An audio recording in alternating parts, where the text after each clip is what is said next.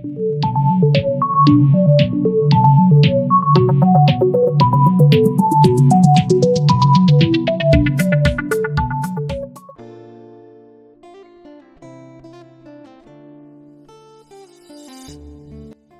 12 août 2020, des milliers de fans d'Arafat, l'ex-roi du coupé-décalé, ont commémoré l'anniversaire de sa mort, survenu il y a un an de cela.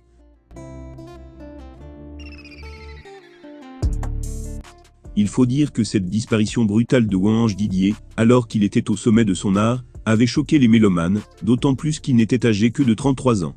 Un drame qui a dévasté sa mère Tina Glamour, sa famille et ses inconditionnels, à savoir les Chinois.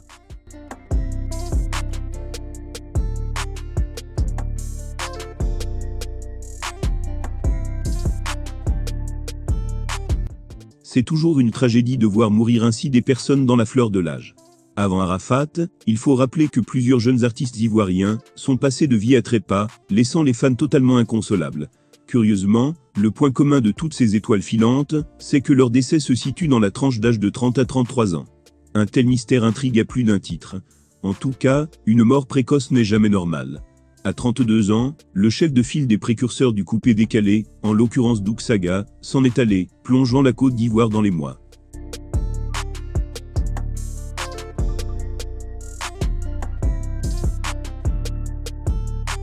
Un autre artiste du coupé-décalé, lui aussi, a tiré sa révérence à l'âge de 33 ans. Il s'agit d'Alain DJ, avec son célèbre refrain Yo Yo Yo, on va mouiller maillot. Loré, le leader vocal du groupe Sakolo, a déposé à jamais le micro à seulement 31 ans. On n'entendra plus ses performances vocales extraordinaires. Pareil pour l'artiste Zouglou, Kunta, parti trop tôt après avoir vécu 32 années sur la terre des hommes, aux grandes dames de son binôme Sixco, et de ses admirateurs. Abobolé, artiste coupé-décalé à la chorégraphie inégalée, n'aura pas plus de chance. La danse funeste de la mort ayant eu raison de lui à 31 ans.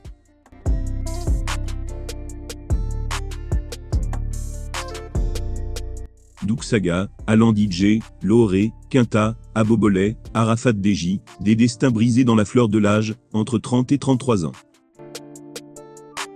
Comment ne pas avoir une pensée pieuse pour de jeunes artistes, qui ont connu le même sort que, à quelques exceptions près, Ruth Tondet, Joël C., 38 ans.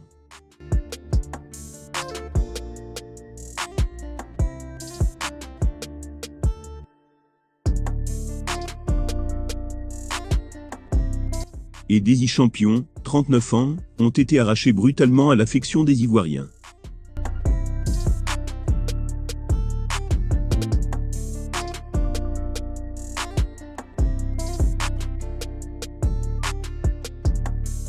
Le regard tourné vers Dieu, on ne peut que méditer sur la vacuité de la vie.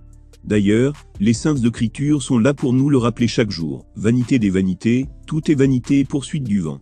De quoi se réfugier entre les mains du Tout-Puissant, afin qu'au terme de notre pèlerinage sur terre, et rassasié de jour, il nous ouvre les portes de son paradis céleste.